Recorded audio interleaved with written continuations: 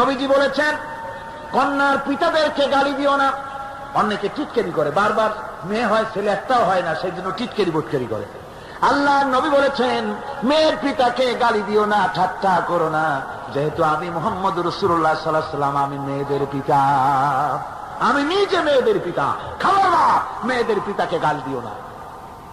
রাসূলুল্লাহ বলেছেন, আকাশের নিচে জমিনের উপরে খাদিজার মতো মহিলা আর নাই। সেই হযরতে খাদিজা রাসূলের 4টি মেয়ে পেটে ধারণ করেছিলেন। সুবহানাল্লাহ।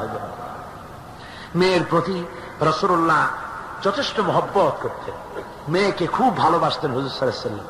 হুজুরের কলিজার টুকরা ছিলেন মা ফাতিমা রাদিয়াল্লাহু তাআলা আনহা।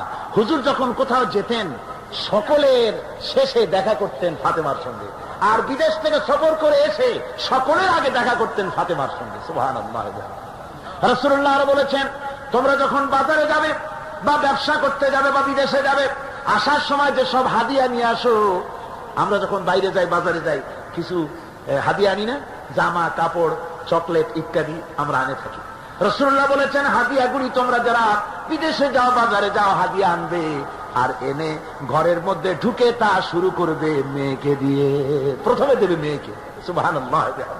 মেয়ের মর্যাদা ইসলামে সব চাইতে বেশি। কোন যুগে? যে যুগে মেয়ে হলে পরেই মাটির নিচে ঘেরে রাখতো, আছাড় মেরে বের ফেলে দিত, যে আইয়ে যামবিন কুতিলাত, কোন অপরাধে তাদেরকে হত্যা করা হলো। আল্লাহ পাক কোরআনে কারীমের মধ্যে বলেছেন, তাদের অপরাধ আর কিছু না, তারা নারী, এই জন্য তাদেরকে মেরে ফেলা হতো। রাসূলুল্লাহ তাদের ইজ্জত দিলেন। সুবহানাল্লাহ বিহামদিহি। রাসূলুল্লাহ সম্মান দিলেন, ইজ্জত দিলেন তাদেরকে। কন্যা হিসাবে নারীর এই মর্যাদা। ফাতেমাকে রাসূল এত ভালোবাসতেন, ইন্তেকালের সময় হযরত ফাতেমা কাঁদতে কাঁদতে বেহুশ হয়ে যাওয়ার উপক্রম হয়ে গেছে। রাসূলুল্লাহ হযরত ফাতেমাকে ইশারা দিলেন। হযরত ফাতেমা তার কান নিয়ে রাসূলুল্লাহর মুখের কাছে লাগাই দিলেন। আল্লাহ নবী কি যেন বললেন কানে কানে, হযরত ফাতেমার কান্না বন্ধ হয়ে গেল। হযরত আয়েশা বলেন, মা, রাসূলুল্লাহ তোমার কানে কানে কি বললো আর তোমার কান্না বন্ধ হয়ে গেল? হযরত ফাতেমা বলেন, ইয়া আম্মা জান, আমার আব্বা আমার কানে কানে বললো, মা ফাতেমা তুই কাঁদিস না, তোর কান্না আমার বরদাস্ত হয় না, তোমাকে কাঁদতে হবে না। আমি তোমাকে সুসংবাদ দিয়ে যেতেছি, আমি মরে যাওয়ার পর সর্বপ্রথম তোমার সাথে আমার দেখা হবে। রাসূলুল্লাহর এই ভবিষ্যৎবাণী হযরত ফাতেমা বুঝতে পেরেছেন যে হুজুরের ইন্তেকালের পরে আমার বেশি দেরি হবে না, আমিও তাড়াতাড়ি হুজুরের সাথে শামিল হতে পারবো।